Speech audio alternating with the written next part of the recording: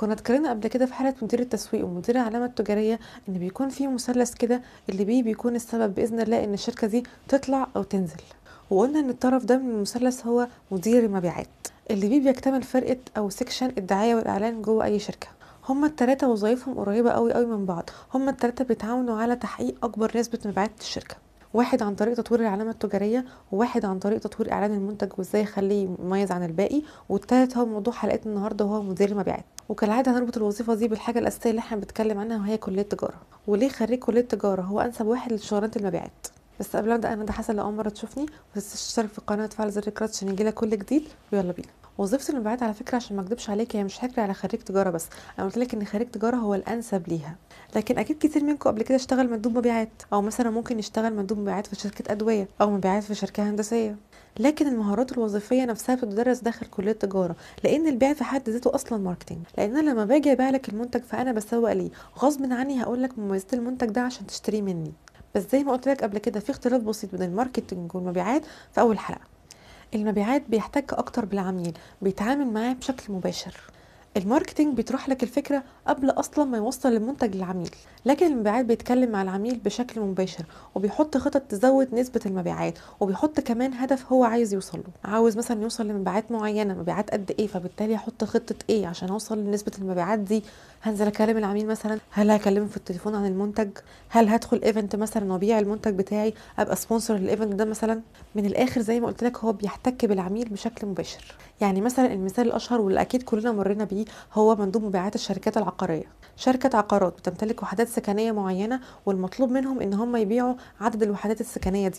هنا الشخص اللي شغال في وظيفه المبيعات بيحتك بالعميل بشكل مباشر. يعني مثلا ممكن ينزل يقابله، يوريه البلان مثلا بتاع المكان، او يكلمه في التليفون يشرح له المزايا اللي هو هياخدها لو هو اشترى الوحده السكنيه دي. واصلا عاده المبيعات بتنزل تقابل العميل وجها لوجه.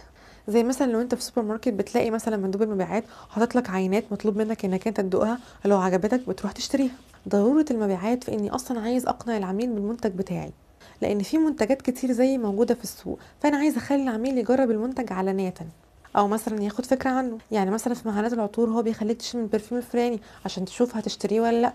او زي ما قلت لك مثال السوبر ماركت. المبيعات بتخليني كمان ابقى ظاهر في الصوره، وارتبط اكتر بالعميل، واشوف رد فعله وجها لوجه، واجمع الداتا دي بناء عليها اشوف انا محتاجه احسن ايه في المنتج بتاعي. وفي جمله شهيره قوي قوي بتبين ضروره فكره المبيعات، انك انت ممكن تعمل حاجه فكرتها خرافيه لكن انت مش عارف تبيعها. ده لقله خبرتك في الماركتينج وفي السيلز. هتعرف تبيعها ازاي اصلا من غير فكره المبيعات؟ المنتج او الخدمه اللي انت بتقدمها هتنتشر ازاي؟ وننتقل بقى للمهارات اللي بيبقى محتاجها موظف المبيعات. بديهيا كده مش محتاجه اقول لك ان اهم حاجه بتميز مندوب المبيعات ان هو بيعرف يبيع. خلي بالك في نقطه مهمه بيقولها دايما الناس اللي بتشتغل في المبيعات، وهي ان العميل بيبقى عارف انك انت جاي تبيع له، فبيبقى واخد كده منك وضعيه دفاع علشان انت متقدرش تضحك عليه. فلازم دخلتك للعميل تكون داخله ذكيه جدا، والا مش هتعرف تبيع له. وما ينفعش تستسكى او تستنصح عليه، لازم هو اللي يقرر ياخد منك المنتج. المبيعات مهاره كلام بالدرجه الاولى. المبيعات حرفيا بياع كلام، بيعرف يجذب العملاء ليه، بيعرف يتواصل مع الناس كويس، ما بيكونش مثلا خايف من المحادثات، لازم يعرف يتعامل ويتفاعل مع الناس. ويا سلام بقى لو خلى العميل عنده ولاء للمنتج ده، كده خلاص هو ضامن العميل وحطه في جيبه. وطبعا ما ينفعش تبقى سيلز لاي منتج او لاي خدمه وما تعرفش ادق تفاصيل عن المنتج او الخدمه دي، عشان لو اتسالت سؤال تعرف تجاوبه. بص حرفيا ادق التفاصيل بتاعه المنتج، تاريخ المنتج، تاريخ العلامه التجاريه، اعرف اي حاجه، لان اي داتا مهمه جدا جدا في انك انت تبيع المنتج اللي معاك. ولازم انت تكون مقتنع بالحاجه اللي انت بتبيعها، اصل هتبيعها ازاي وانت مش مقتنع بيها؟ ولو مش مقتنع اقنع نفسك، اشتغل كل عيش يعني. مهارة المبيعات مهارة مميزة جدا جدا، وهي أصلا مهارة تسويقية بالدرجة الأولى، لأنه عشان يبيع هو أصلا بيعمل لك إعلان للمنتج بس بشكل مختلف عن الإعلان اللي بيعمله قسم التسويق في الشركة. الاتنين بيكملوا بعض طبعا مع وجود الطرف الثالث اللي هو مدير العلامة التجارية أو قسم العلامة التجارية. كل واحد فيهم دورهم مختلف سنة بسيطة عن التاني، لكن التلاتة بيكملوا بعض، والتلاتة دورهم مهم جدا جدا جوه الشركة. المبيعات لاحتكاكها المباشر بالعميل أكتر من أي حد بتجمع داتا عنه، والداتا دي اكيد بيستخدمها قسم التسويق وقسم العلامه التجاريه في ان هم يطوروا الاعلان ويطوروا العلامه التجاريه. وطبعا بالداتا دي بقدر اعرف اذا كان المنتج بتاعي محتاج احسنه او اطوره او لا. طبعا اكيد سمعت عن التارجت. التارجت اللي انا حطيته ده هنفذه ازاي؟ هل قدرت خلاص اوصل للناس كلها او الشريحه بتاعتي، ولا لازم اعمل خطط اكتر تضمن لي احقق الهدف بتاعي اكتر قدام؟ في كده دايما مطبخ جوه، دايره ما بتخلصش، ابيع، اجمع داتا، احسن المنتج، انزل للناس، وهكذا. والمطبخ ده بيشترك فيه الثلاثه اللي قلت لك عليهم، ما ينفعش واحد فيهم يستغنى عن التاني.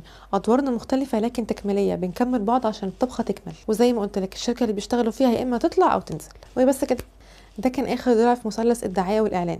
اتمنى تكون عرفت ليه خريج تجاره هو المناسب للوظيفه دي. وبيني وبينك لو انت عندك مهاره الاقناع وبتقدر تقنع اي حد باي حاجه، فالوظيفه دي مناسبه جدا جدا ليك. ويا رب اكون قدرت اوصل لك الفرق بينهم هما الثلاثه، واتمنى تكون استفدت مني وبدات تقتنع بكليه تجاره. وطبعا الكلام عنها لسه ما خلصش، فاستنوني باذن الله في حلقات جايه. وقبل ما اقفل ما تنساش تشترك في القناه وتفعل زر الجرس عشان يجيلك كل جديد. سلام عليكم.